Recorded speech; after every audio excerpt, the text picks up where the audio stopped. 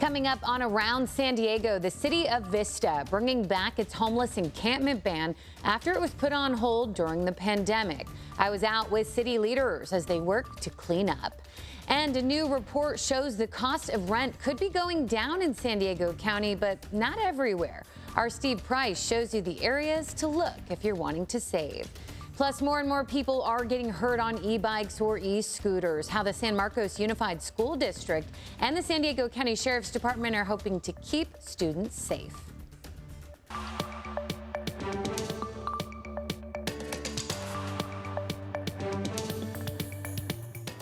Hello and welcome. Thank you so much for joining us as we take you around San Diego. I'm CBS 8's Jenny Day.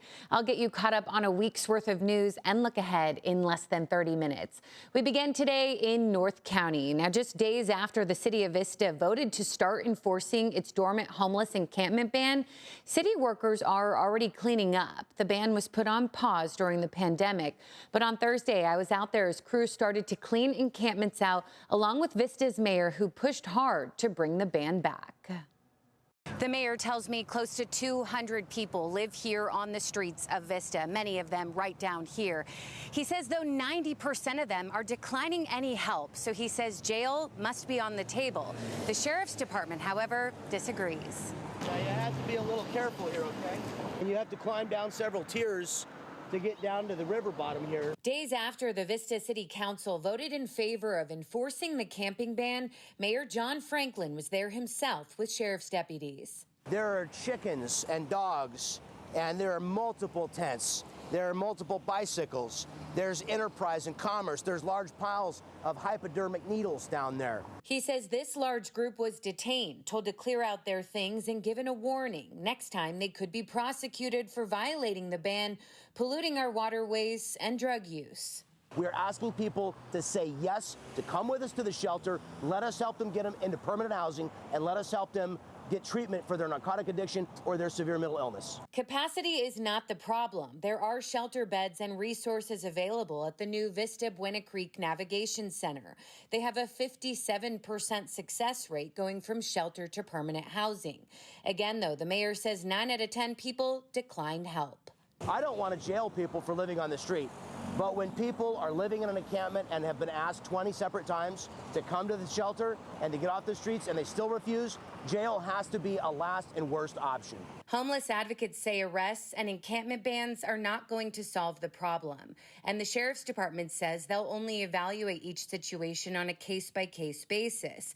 Adding a violation of the camping ban ordinance does not rise to the level of a bookable offense. The sheriff needs to have our back. They're destroying our businesses. They're overdosing. They're dying on the streets of exposure. They need help. They're human beings. They deserve to be helped. The mayor says he's disappointed but understands the complexity of the issue and will continue to support working families in a cleaner and safer community. When Governor Newsom and John Franklin agree on something, we better get it done. People on all sides of the political spectrum want to see results. This is a story we will continue to follow. To see the mayor's full interview, head to CBS8.com. Reporting in Vista, Jenny Day, CBS 8. Well, now to a plan to develop 3,000 homes in the northern part of Santee. It will not be going forward, at least not for now, after a judge just ruled against it again. The Fanita Ranch project has been in and out of court for years now. Environmental groups that sued to stop the project say the area developers want to build is in a high wildfire zone that has burned 65 times in the past 100 years. John Bousset, the lead counsel for the Center for Biological Diversity, says the city failed to get voter approval, which is required by law when it comes to projects this size, and the judge agreed. We do need to look very critically at where we cite affordable housing, and citing housing that's affordable in very high fire hazard zones is not a good idea. So Santee Mayor John Minto also gave CBS 8 a statement saying in part, quote, Santee will continue to follow the law. Although we may not agree with the judge's ruling, we will abide by it and take the necessary steps to provide the best amenities for the community that we can, end quote. There has not been a decision yet on whether the city will appeal. Now, construction is making its way through Claremont, specifically on Claremont Drive near the Bergener Boulevard intersection. But have you noticed any really bumpy and uneven parts of the road? Well, you know it. We are working for you. And after hearing complaints about the road, we reached out to the city to find answers. So we're learning that crews began installing pipelines under the street as part of the Pure Water San Diego project. Now, the pavement currently in place is temporary and will be completed next year. Claremont Drive, it doesn't look like they're coming back. It looks like they're finished and they're done and that's it. So they're not. We provide answers. The city tells us there's no specific start date, though, for when the repaving will begin, but the community will be notified when it is scheduled. We'll take a look at this water flooding backyards in Rancho Penasquitos. This is Ron White's home on Westcott Court, where water is flowing off of Black Mountain. The water is being pumped out of the yard and into the street. After neighbors complained, the city investigated and claims the water was coming from a natural source. But neighbors insist something is wrong with nearby infrastructure. My message to the city of San Diego, let's not play ping pong anymore.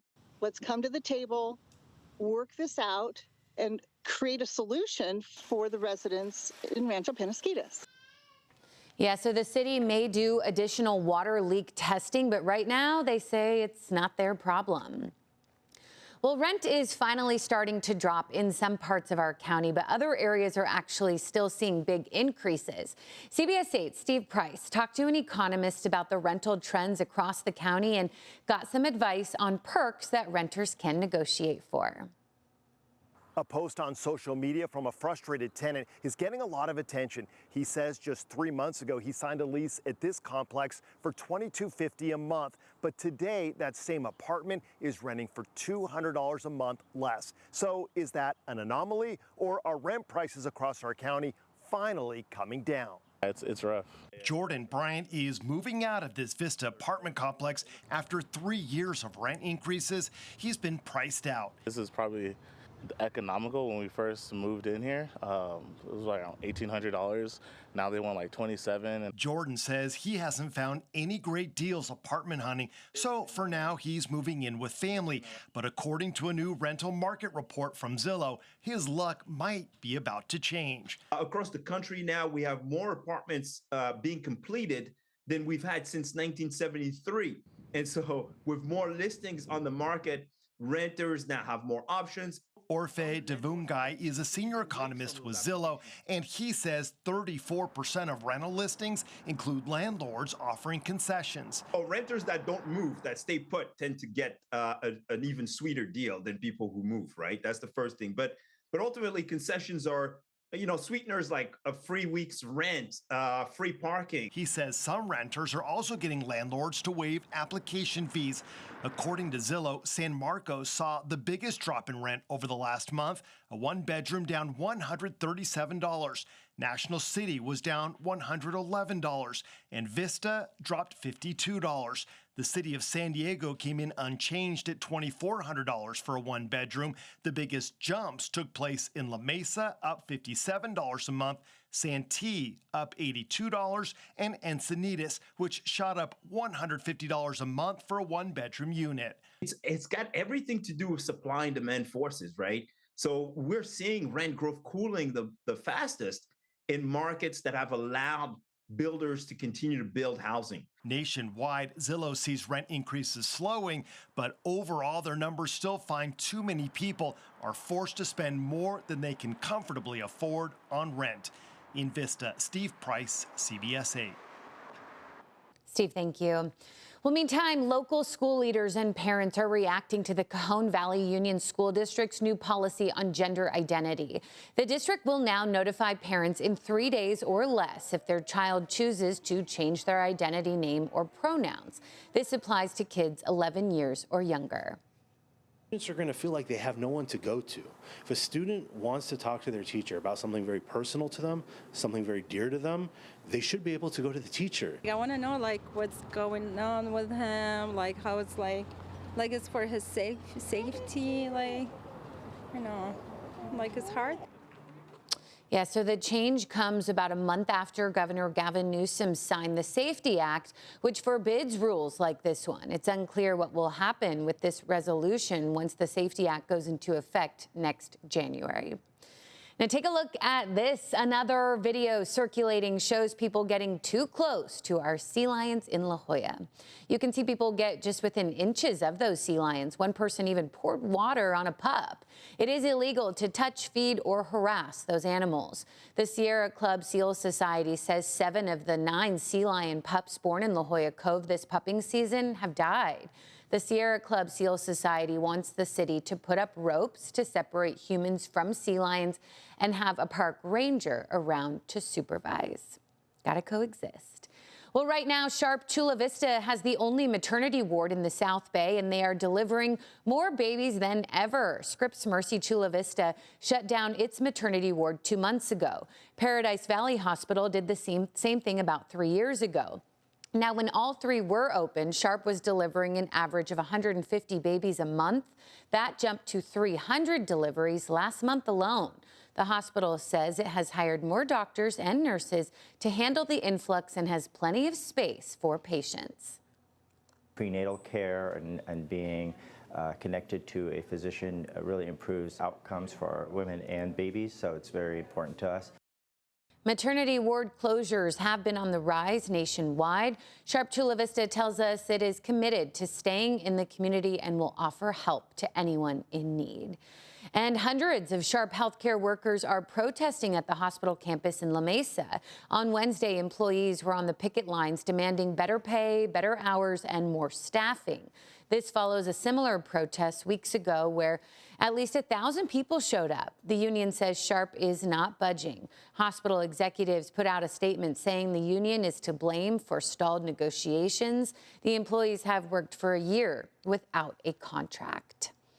Well, the San Marcos Unified School District and the San Diego County Sheriff's Department are launching the new Ride Smart, Share Safely e-bike safety program. New rules are now in place, like a mandatory permit for bikes and e-bikes at select schools in the district. That includes San Marcos High, Mission Hills High, and San Alejo Middle School. Students will get to earn their permit after they take one of those safety classes, which will allow them to ride their bike to school. The next e-bike safety class is scheduled for August 28th at 6 p.m. there at Mission Hills High School. Well, coming up, it can get really hot outside during the summer, but imagine how hot it is while fighting a fire. Our Brian White got a chance to put fire gear on and shows us what it's really like. Welcome back. Well, have you ever wondered what it's like for firefighters to lug around all of that heavy equipment while fighting fires in the summer heat? CBS 8's Brian White got to try on some of their gear. He caught up with CAL FIRE there in the San Miguel area where crews were working the Anita fire just this week. Freeway tool out. First saw, hand on the rail, hit every step. This is tool check for one of CAL FIRE's hand crews as they file out of the truck. These men and women are from the California Conservation Corps. So this is our web gear. You can put it on like a backpack. Oh, there we go. He also carries this chainsaw. And then you carry this by hand? Yeah, you can carry that by hand, or there's a pad to carry it over your shoulder there. You kind of put it up. Oh, you go like this. Right there, and it makes it a little more comfortable. And these guys have to hike into the fire. They have to, once they get to the fire and they're carrying all this heavy gear, then they have to use these chainsaws, these Pulaskis, and all these different tools. Fire Captain Michael Cornett with CAL FIRE San Diego showed me some of the gear that hand crews and firefighters lug on their backs for miles in some cases when working to contain fires. This certain appliance here, this allows us to put water into secondary lines. These packs have everything inside of them that we need to advance that hose line. This is 45 pounds, so it's heavy also. And if you want to try it on here, this is your wildland hand tool. This cuts and scrapes, and something that you'd carry with your hose pack. So I only wore the gear for 15 minutes on a short walk. Altogether it was about 50 pounds. I was drenched in sweat and definitely felt how heavy it was on my back and shoulders. And how much does heat exhaustion come into play? It comes in, it's a very important part of our job. We always stress that we want to keep everybody safe, take frequent breaks when possible, stay in the shade when possible, and that's not always possible on these fires because it's fast-moving, potentially structures threatened. The Anita fire broke out Monday, sparking evacuations and shelter-in-place orders in the area. It grew to 20 acres, but hand crews like these men and women working in the heat to create fire breaks have it now almost fully contained. They go in with the chainsaws, with their axes, and it's hot. It's not pleasant conditions. It's hard to breathe because of the smoke. They go in and they do all the hard work on the fire. Near Rancho San Diego, Brian White, CBS 8. Makes you appreciate their work even more. Truly so grateful. Well, students at Burbank Elementary in Barrio Logan are celebrating the opening of a new turf baseball and soccer field, and they got to enjoy it with the San Diego Padres, including former Friar Mark Loretta and current infielder Xander Bogaerts. One of these kids, you know, and looking up to some guys like Andrew Jones and stuff like that, that's from Curacao, that's from the Little Islands. I wanted to be like Derek Jeter when I was young, you know. I mean, I wasn't this close to him at that age, but I mean, these kids have a chance to be close to me right now, and hopefully that'll have a nice impact in their lives, you know, and be like, wow, you know, I would want to be like him one day, you know. That's something very special, and that's very unbelievable experience to have for me as a person. Oh, I love how humble he is and gets it. And you heard all those kids screaming. The renovations were paid for by San Diego Unified's Capital Bond Improvement Program, with the Padres contributing its logo, a Little League-sized baseball diamond, a batter's box, a pitcher's mound, and a large storage shed. Still ahead, the moment a heart attack survivor is reunited with lifeguards who saved his life. Those details next. Well, this week, 3 YMCA Encinitas lifeguards were recognized for saving a life. Your immediate action and swift professional response, delivering life-saving CPR and use of an AED, saved a life. Seriously, bravo, thank you. So 2 weeks ago, 56-year-old Ralph Silverman was at the Encinitas YMCA pool when he suffered a heart attack. The 3 lifeguards on duty realized he was in trouble and jumped into action to save him before it was too late. They were reunited on Wednesday, and Silverman talked about the day he was rescued. Emotional, obviously, when you meet people that save your life. It can be very emotional. I think it's also inspiring for them and other lifeguards to realize how much of an effect they can have in other people's lives. It is so true, the unsung heroes. So the YMCA highly encourages everyone to become CPR certified and trained on how to use an AED so that you can help save someone's life if you ever find yourself in a situation where one is needed. So again, shout out to them, and so glad he's doing okay. And yeah, may we all just get a little more informed, you know, should we be able to help someone. That will do it for us. Thank you for your time. Thanks for staying informed. For CBS 8, I'm Jenny Day. Take such good care.